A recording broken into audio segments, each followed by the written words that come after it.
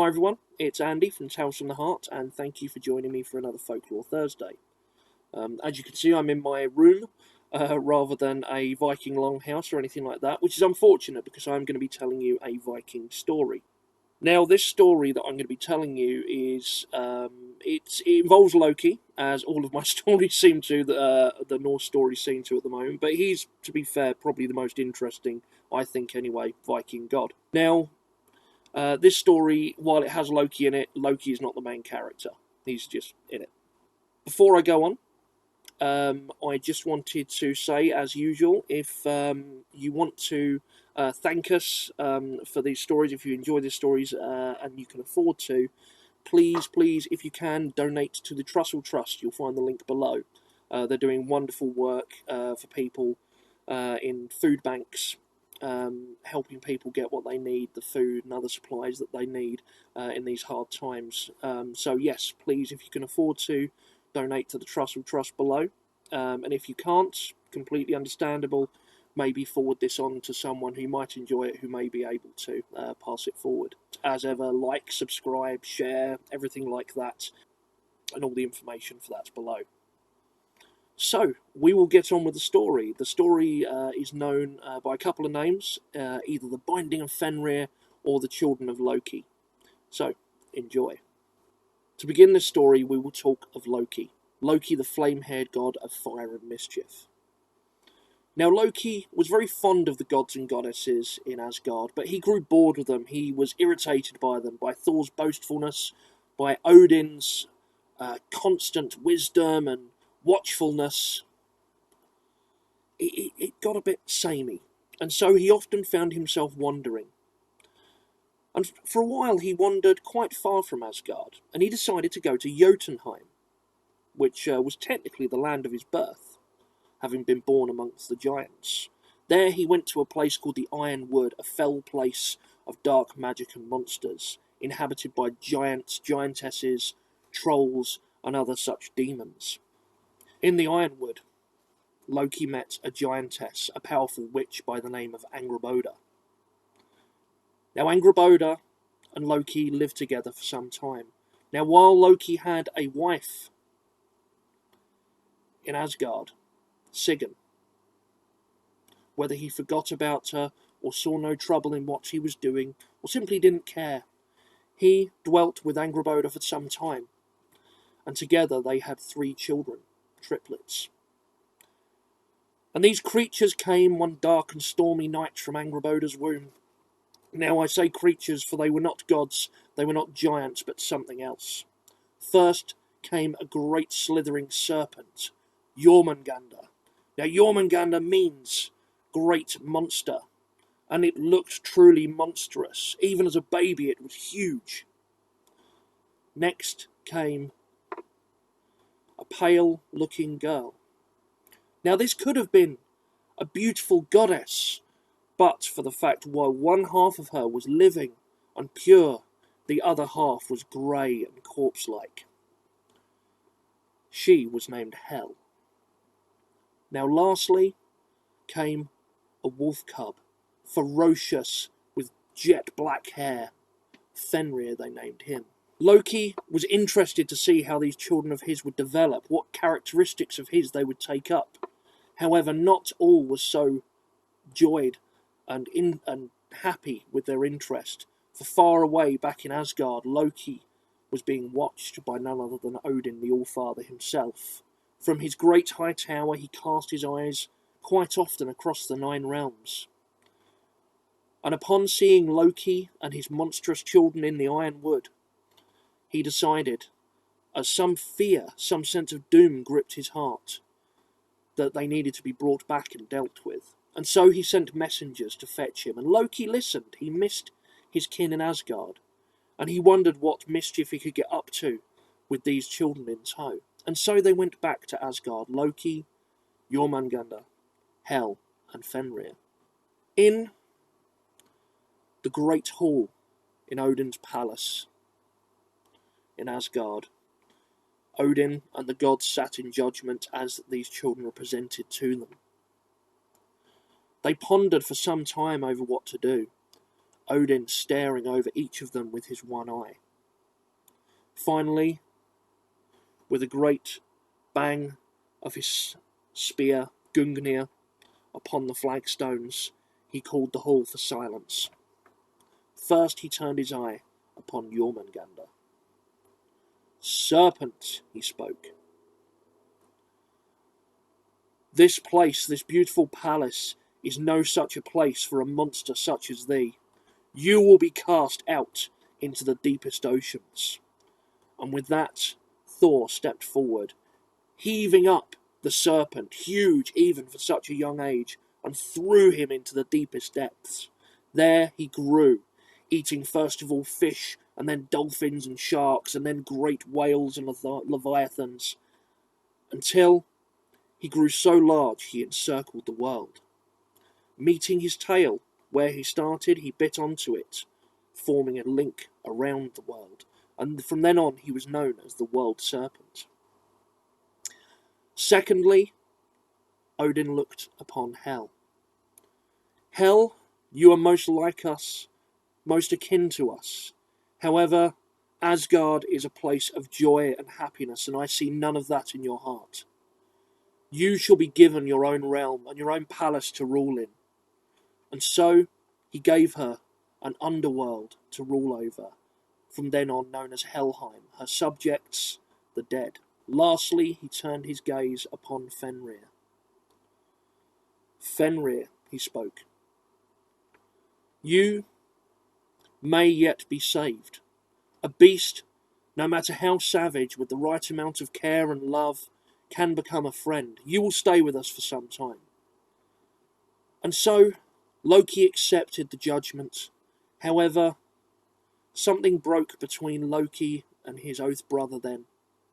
He never quite forgave Odin for casting his children away like that. Fenrir grew at an alarming rate. By a few weeks old, he was the size of a great wolf. After a few months, he was the size of a great bear. After a year, he was so monstrously huge. Well, only Tyr, one of the bravest of all the gods, would go near enough to him to feed him. Most of the gods did not want to be anywhere that close to him. Odin began to worry more. Every time he looked at this wolf, he got some fell doom about him, some evil premonition that tugged at his heart. Something had to be done. And so he called the gods to a secret council, well out of earshot of the great wolf. "Something has to be done about this," he said. "We must do something. We must prevent that wolf growing any bigger without being kept at bay." And so they discussed trying to kill him. Well, he had done nothing wrong yet. They discussed trying to cast him out, but he knew the secret ways around Asgard now. He knew how to get back in. And that is when it came to them. He must be bound. He must be imprisoned. And so a great chain was made, bigger and stronger than anything that had been made before. Odin approached Fenrir one day. "Great wolf," he said, "greetings. I have a game for you to test your strength. We will bind you in this chain. Now, I don't think personally it will be any match for your great strength, but some here think you could not break it. Would you have a laugh with us? Prove them wrong." Growled Fenrir. "I like the sound of this game very much. Why not? Bind me in it. I will show you my strength." And so they wrapped the great chains about him, fastening them to the floor, covering his legs and shoulders and muzzle, and stood back. The wolf growled and strained and shook, and then the chains burst apart, the links clattering here and there. "Ha ha ha! That was a good game, Odin, All-Father." Odin smiled, but his heart was fearful. That night, they set to work forging a second chain, 3 times the size, 4 times stronger at least than the last, and brought it forth once more. "Fenrir, great Fenrir," Odin said, That was a good game yesterday, and it has made me think maybe we need stronger chains. What about this one? Do you think you could do the same to this one?" "I like the idea of this game even more," said Fenrir, who seemed to have grown in size overnight. "Tie it about me, all father. I shall show you my strength." And so they tied the chain about Fenrir once more, wrapping it about his flanks and back and legs and muzzle, fastening it to the floor, and then stood back and watched and waited. And the wolf growled, and he shook, and he strained, and the chains once more burst, scattering the links here and there. "Ha ha ha! Ah, this is good fun. Do you doubt my strength now?" A polite applause greeted Fenrir for his deed, but in their hearts, the gods felt the dread creeping in. Another secret council was held that night. Odin looked at each of the gods in turn, shaking his head. "There is nothing more we can do here, but I have one more idea." And then he summoned a messenger forth and gave him a great chest full of valuables. "Go down to the depths. Go to the land of Neverdalir, to where the greatest craftsmen of the dwarves live. Tell them of our need for a chain that cannot be broken. Offer them all that is in this chest and our eternal friendship if they do this one thing for us." And so the messenger sped away, and the gods waited with bated breath. The messenger came to Neverdalir, and there he presented the dwarves there with a chest full of valuables and made the offer, and the offer was taken up.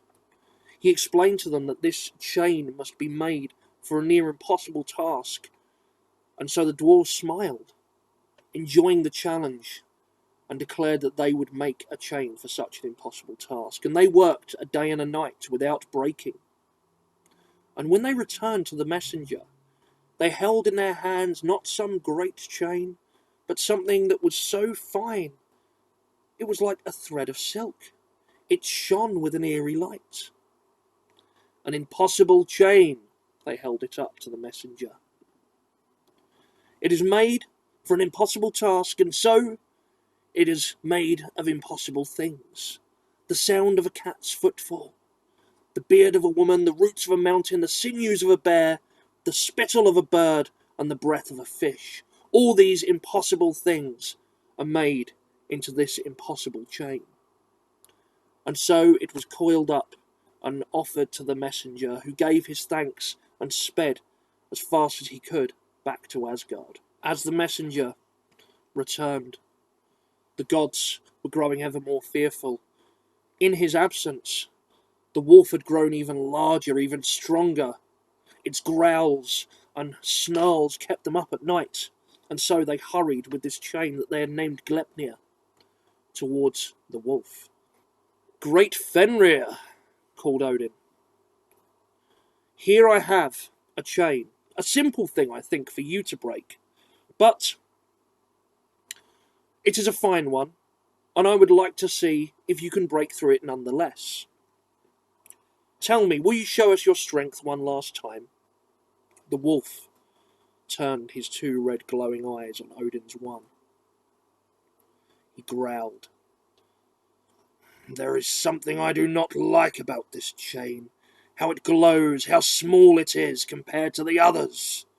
Now, it was indeed nothing like any chain he had seen before, and well, you did not need the senses of a wolf to know that you could smell magic about this.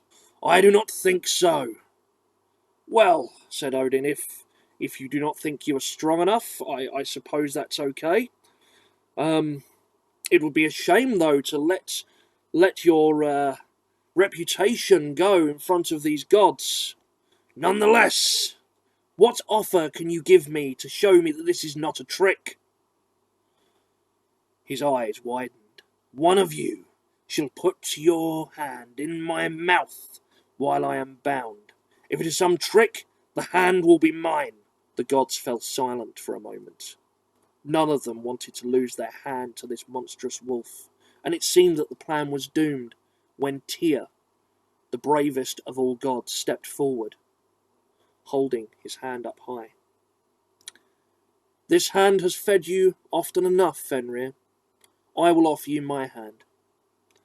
And so he approached and laid his hand inside the open, great, gaping maw of the wolf. And they wrapped the feather-light, thin chain all about the wolf, about its flanks, about its legs, about its muzzle, fastening it to the floor, and then stood back, all but Tyr.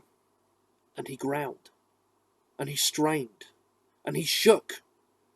It would not budge, no matter how hard he shook, no matter how deep he growled, no matter how hard he strained, it would not budge.